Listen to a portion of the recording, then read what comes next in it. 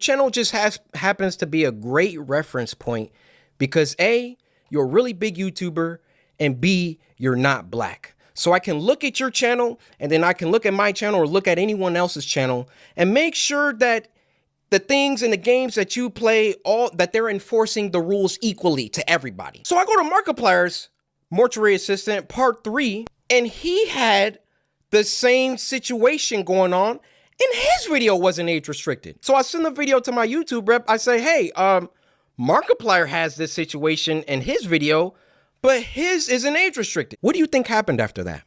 I'll give you a second. They came back and they removed my age restriction. They took it off after they already rejected my appeal. I sent them the clip of Markiplier's video that has the same thing, and they removed it. 9, I uploaded all the parts and everything was fine, but one video, part 4, as many of you know, got age restricted, which means that you have to be over 18 or above an age threshold to be able to watch the video. It got age restricted and it got limited ads as a result of that. So limited ads normally means that it'll still go out to all your subscribers. It'll still go out to where it needs to go. I don't know the metrics of that. I don't know how that actually works. But whatever happens with age restriction is that it usually kills a video for you. If you get age restriction is one of the worst things that you can get on a YouTube video because it just completely cuts your audience off. Limited ads means that you can still see the video. You don't need to sign in. You don't need to do XYZ to actually see the content. If it gets to browse features, suggested, homepage, I don't know any of that. Maybe somebody else could do a deep dive on that stuff because it is interesting how different things that happen to your video can affect how it performs. The reason that this is really annoying, don't get me wrong, the Resident Evil 9 series that I did incredibly well. I'm not here to bemoan that I'm not getting enough views. I'm not here to bemoan that the episode 4 did like so badly and I received my first ever YouTube strike. And it was for violent and graphic content. I can't show you the clip in question because obviously if I did, they would just take it down and give me another strike, but I can summarize it for you. Imagine SpongeBob, Mickey Mouse, Scrat from Ice Age, and some purple bunny that I'm not familiar with, all ganging up on some unsuspecting Russian guy and beating him up in the middle of the road. It's horrifying. It's terrifying. Which is why it was in my Try Not to Laugh challenge video. Specifically, Try Not to Laugh number 2.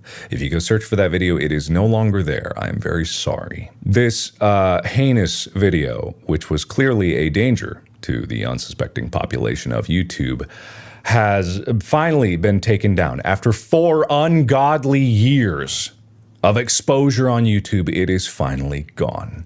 And the people can feel justice again. I mean, anyone who watches this clip would understand that it is not violent or shocking content, and anyone can make that call for themselves because you can still watch this video because it's still up on YouTube. If you search on YouTube for like Mickey Mouse Road Rage or SpongeBob Road Rage or Mickey Mouse SpongeBob Road Rage incident Russia caught on camera, you will find the video and you'll know exactly what we're talking about. And you can see for yourself how this video is not in any way actually violence. It's a joke, but not according to the manual review system.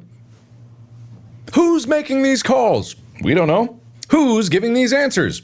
YouTube doesn't know. The problems that Corey Kinshin highlights are some that I haven't ever really even seen discussed before. The video's titled YouTube Racism and Favoritism, and it was actually the #1 trending video all day yesterday, and right now it's the #2, which means this is the front page of YouTube. This is the #1 video on YouTube, so I bet they're thrilled about that. Corey Kinshin has over 14 million subscribers, so this is a video that carries a lot of weight. You guys either play favorites, you are racist, or it's a mix of the two.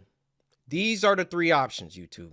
It's a pretty aggressive intro, but he is rightfully upset about unfair treatment he's been experiencing. So after going through what he's gone through, he believes that there's only really 3 possible conclusions to draw from it, where it's either YouTube policy team playing favorites, members of the policy team being racist, or some combination of the 2. Now, before getting into the specifics of the situation, I'd like to say I think most people have been aware of favoritism on YouTube for quite a while. You know, it's not exactly like the Krabby Patty secret formula. It's not hush hush. I think everyone has recognized that there is some level of favoritism on the platform.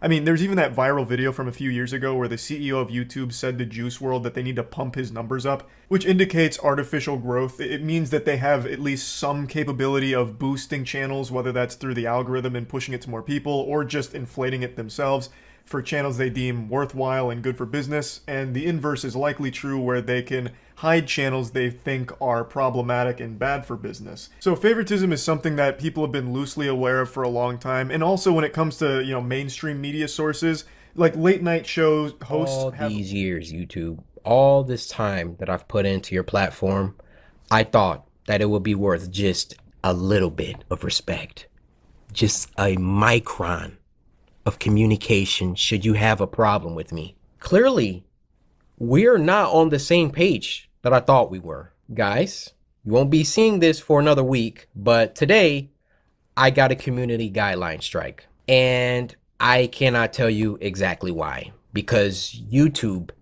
cannot tell me exactly why. And that is a problem. The video in question here is Try Not to Laugh number 8.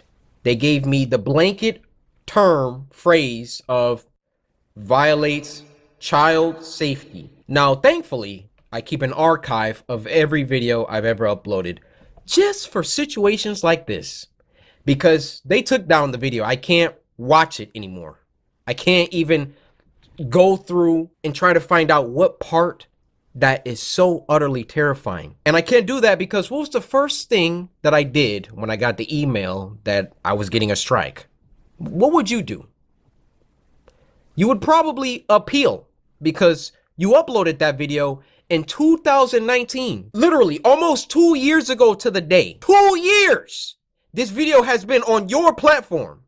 And the day after I come back to YouTube, I literally, I kid you not, #1 trending for over 24 hours. The day after I come back to YouTube, you magically, mysteriously dig deep into my videos, over 1,500 videos, and you find this one moment, or moments, because I don't know if you have a problem with the entire video. If you got a problem with one part of the video, you won't tell me. You find this moment and give me a community guideline strike. I don't believe that I should get any special treatment regardless of how many subscribers that I get. If I break a rule, I broke a rule. Tell me which rule I broke so I will never break it again. Simple as that. I have no problem if I get issued a punishment if I am guilty. But you refuse to tell me where I'm guilty. Why? Why can I not get a timestamp? They don't care about you until you reach a certain altitude. And even then, you still just a number to them.